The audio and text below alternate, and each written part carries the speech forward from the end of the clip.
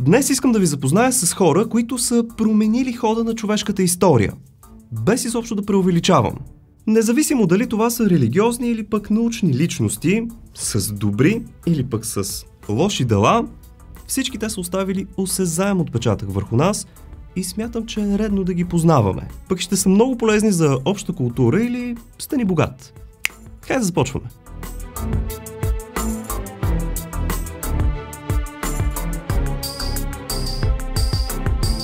Стартираме хронологично с Моисей.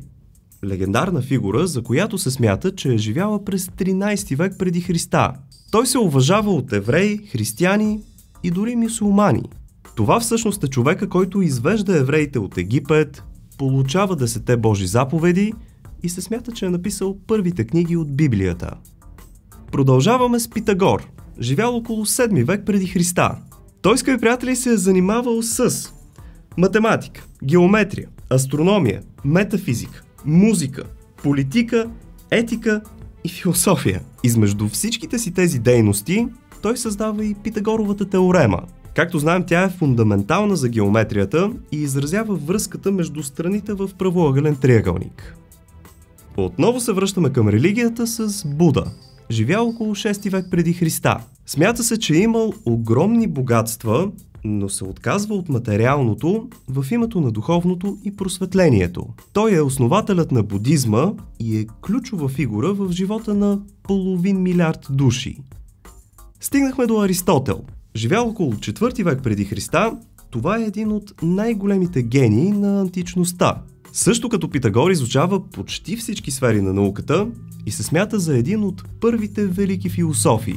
Реално именно неговите произведения оказват огромно влияние за развитието на множество науки.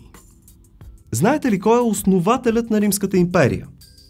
Това е Октавиан Август, живял през 1 век преди Христа. Въпреки че Римската империя е съществувала няколко века преди раждането му, той успява да я издигне в Великата империя, която познаваме. Тази държава повлиява най-силно историята на цяла Европа, пък и на света. Просто няма как да минем без Исус Христос. Лично с основно място в живота на 2,5 милиарда християни по света. Едва ли има друг човек, който е повлиял до такава степен на човешкото съзнание, разбирания и ценности. Можете ли да си представите света без хартия? А знаете ли всъщност кой се смята за нейн откривател? Това е Цай Лун. Прочул се около 105-та година. Историци смятат, че Китай изобщо нямаше да е толкова духовно напреднала държава без неговата хартия, на която да пишат. Една от основните фигури в исляма е Мухамед, живял през 6-7 век. Той е изключително важна личност в живота на 1,6 милиарда души по света. Смята се, че е автор на свещената за мюсюлманите книга Корана и, освен пророк, той е и успешен политически водач. Втората най-голяма по площ държава, съществувала някога в историята, е Монголската империя на Чингис Хан. Вие ще ми кажете в коментарите коя е първата, да си припомним. Чингис Хан я създава през 13 век и завинаги успява да промени световната карта. Някои от методите му са наистина брутални, но пък е смятан за един от най-великите пълководци в историята. Йоханес Гутенберг. Може би някои от вас са го чували. Той е живял през далечната 1400 година. Скъпи приятели, това е създателят на механичната печатна преса и е смятан от много за бащата на книгоиздаването. Благодарение на него започва същински подем в научната революция и разпространението на хиляди копия от книги и трудове. Вече имаме по-модерни технологии, които могат да ви донесат издания като новата ми книга "50 невероятни места в България". Налична е по книжарниците или може да се вземете с отстъпка от линкчето долу в описанието. Благодаря ви! Знаехте ли кой финансира повечето експедиции на Колумб и други откриватели към новия свят? Това е кралица Изабел I Кастилска. Реално без нейните пари нямаше да се промени световната карта по това време и нямаше да открият Америка. Като се заговорихме за финансиране, знаехте ли, че може да пестите пари с промокодовете Clash12 за Ozon.bg и да клашаш за Ардес? Въвеждайки ги всеки път, освен отстъпката, ще помогнете и на канала, за което ви благодаря. Скъпи приятели, Земята е плоска. Това е неоспорим факт. Да, но ако живеете през 15 век и все още имате погрешни схващания за Вселената. Коперник обаче разбива друго грешно схващане по това време, а именно, че всичко се върти около Земята.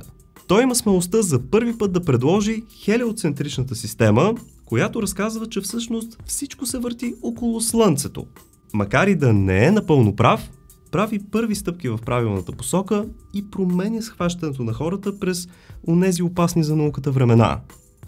Да бъдеш или да не бъдеш? Отговор се опита да даде Шекспир още през 16 век. Безспорно, това е най-значимият и известен драматург и писател в историята ни. Автор е на Хамлет, Отело, Макбет, Ромео и Жулиета и още куп други. Продължаваме с моята страст астрономията и Йоханес Кеплер, който е живял през 16-17 век. На него, между другото, е кръстен космическия телескоп Кеплер, чието предназначение е да открива екзопланети. Той всъщност доразвива идеите на Коперник и движението на планетите, които не са плоски. Междувременно конструира и един от първите телескопи. Галилео Галилей пък на своя страна следва стъпките на Кеплер, като бележи невероятни успехи в физиката и астрономията. Подобрява доста телескопа, за първи път се опитва да измери скоростта на светлината и най-важното, казва, че Земята се върти. Това последно твърдение му печели доживотен затвор. Малко хора са чували името Уилям Харви, който е живял през 17 век. Той обаче за първи път точно описва системата на човешкото кръвообращение. Това негово откритие завинаги променя медицината и разбиранията за човешкото тяло. Един холандец с името Антони ван Ловенхук за първи път описва таинствения микросвят на живата природа. През далечната 1683 година той описва различни бактерии и микроорганизми и се смята като един от първооткривателите на клетката. Може би обаче най-влиятелният учен в сферата на физиката през далечния вече 17 век е сър Исак Нютон.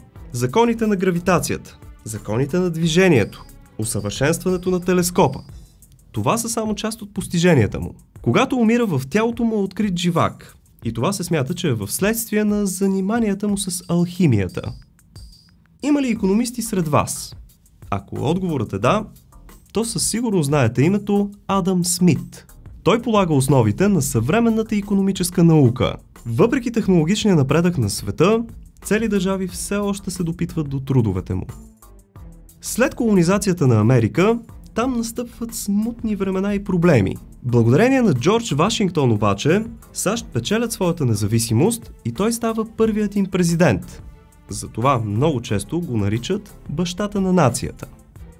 Въпреки че Джеймс Уат не е изобретил парната машина, работата му по усъвършенстването й я правят един от най-значимите инструменти на индустриалната революция. Използвана е в почти всички производствени процеси и в железопътния транспорт.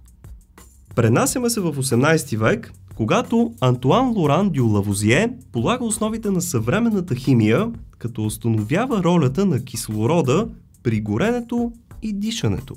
По време на Френската революция обаче, през 1794, след грешен съдебен процес, този гениален химик е обезглавен.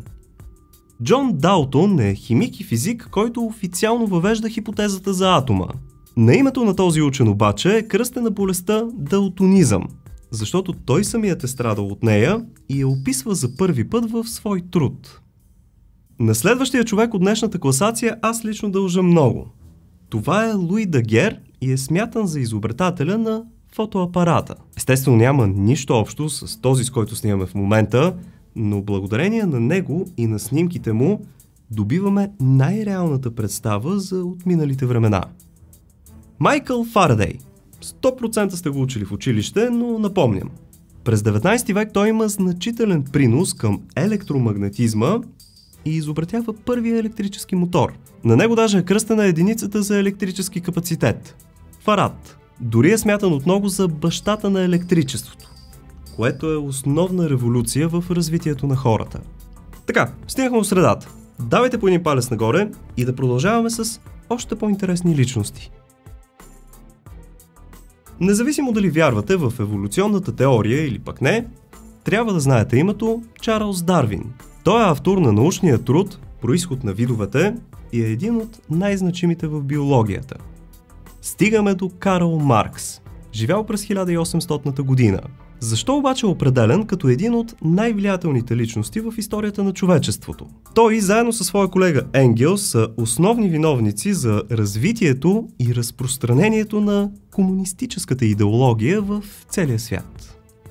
Странно защо за заболекаря Уилям Мортън дори няма страница в Уикипедия на български. Тази личност дава началото на съвременните упойки и анестезията. Той е създал странен инструмент с етер, чрез който пациентите му не усещали нищо при операция. До тогава каквото и да ти правят си бил в абсолютно съзнание и адски агонистични болки.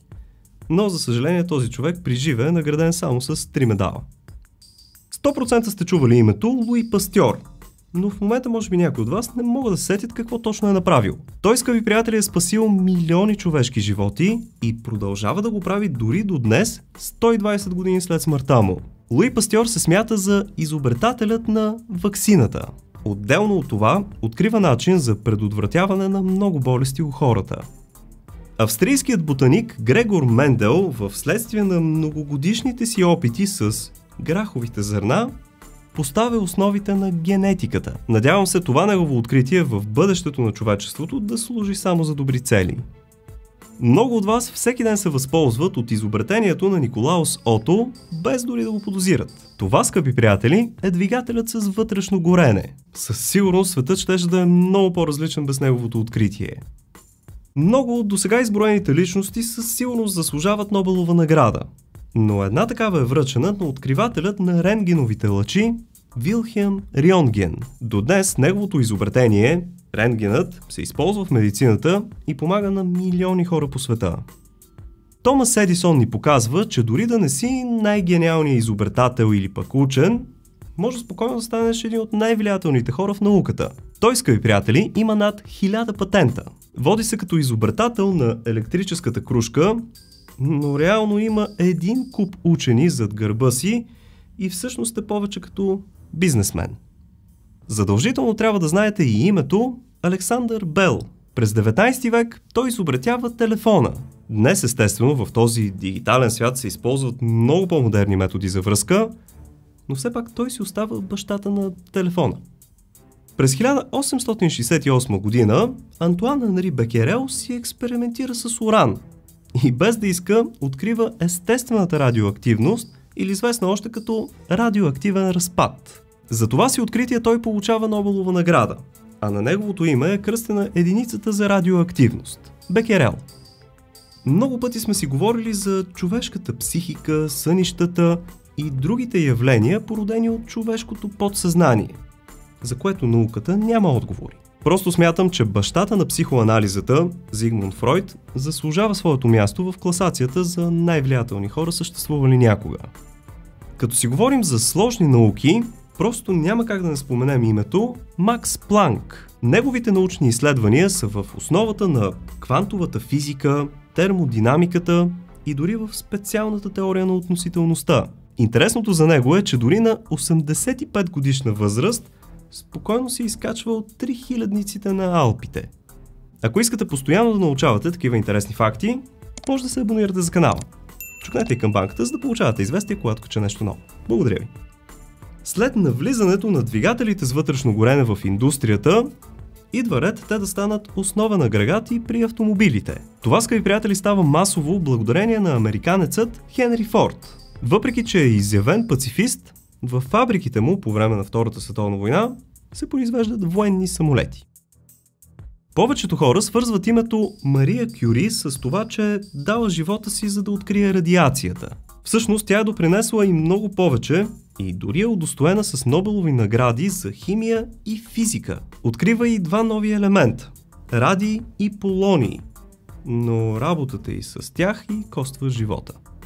Един от най-големите почитатели на комунистическите идеи на Карл Маркс е Владимир Ленин, който освен всичко решава да ги приложи и създава Съветския съюз. Като се замислим, неговите идеологии и политики са причина за промяна в съзнанието, мисленето и като цяло съществуването на много хора по света. Ако искате да се запознаете по-подробно с историята на тази влиятелна държава, може да изгледате видеото ми с 50 факти за СССР. В началото на 20 век хората все още вярвали, че атомът на даден елемент е неделим. Ернест Ръдърфорд обаче показва на света, че може да превърне един елемент в друг чрез първата изкуствена ядрена реакция в света. Ръдърфорд, между другото, отваря изцяло нови врати в ядрената физика. Сигурно още от началото на класацията очаквате името Алберт Айнщайн, и то с право. Неговата теория на относителността показва как точно работи гравитацията и променя възгледите ни към Вселената и светлината. Както вече казах, в тази класация има и хора, които са допринесли, но в негативен аспект. Един виден такъв пример е Йосиф Сталин. Той продължава делото на Ленин и е главен виновник за загубата на милиони човешки животи по време на жестокото му авторитарно управление. Друг виден представител на кофти типове, меко казано, е Адолф Хитлер. Наистина ми е много трудно в тази класация да обобщавам всички личности само в няколко изречения, но за Хитлер всички знаем. Той си е основателят на нацистска Германия. Жаждата му за власт и налагането на идеологията му е погубила милиони човешки животи. Дайте сега да преминем към човек, който вместо да погубва милиони, е спасил милиони. Това е Александър Флеминг, шотландски биолог, който открива пеницилина. Флеминг случайно забелязва, че там, където е плесенясало, бактерии не се развъждат. Така е открит един от основните и най-широко разпространени антибиотици. Хайзенберг. Не този тук от великия сериал Breaking Bad, ами ето този. Създателят на квантовата механика. Благодарение на това негово откритие получава Нобелова награда и разбираме доста повече за поведението на елементарните частици. Първите хора в историята, които извършват успешно полет с моторен летателен апарат, са братята Орвил и Уилбър Райт. Можем спокойно да ги сметнем като основоположниците в авиотранспорта. Няма как, скъпи приятели, да минем без българско участие. Това е Джон Атанасов, смятан от много за бащата на съвременния компютър. Може ли за секунда да си представите света без неговото откритие? Един човек забелязва, че при деленето на атома, постигнати от колегите му в миналото, се освобождава огромно количество енергия. Енрико Ферми изобретява първия ядрен реактор. Той обаче си има и друг прякор – архитектът на атомната бомба, което ни води към следващата личност в днешната класация – Робърт Опенхаймер. Благодарение на него се разработва първата истинска атомна бомба. Знаете за проект Манхатън и много скоро ще има филм на Кристофър Нолан по тази тема. Ядреното оръжие, или повече страхът от него, се използва успешно вече в продължение на 70 години. Със сигурност има още много личности, които заслужават да са в тази класация. Ако искате, може да я допълнете с един коментар долу. Ще се опитам всеки, който сподели в стори линк към това видео, да го репостна в моя инстаграм. Така че може да пробвате. Това е за днес, скъпи приятели. Ако днешната класация ви е харесала, дайте по един палец нагоре. Пък ако искате да ударите едно дигитално рамо, цъкнете бутона Thanks, който е тук някъде. Спокойно може да се абонирате за канала, като цъкнете на кръгчето с моята снимка, тук горе, но после не пропускайте камбанката, за да ви известява, когато кача нещо ново. Имате още време, което искате да напълните съзнание и факти ли? Няма никакъв проблем. Цъкайте бързо някой от ето тези двете видеа тук. Благодаря ви, че отново бяхте с мен. Чао и до нови срещи!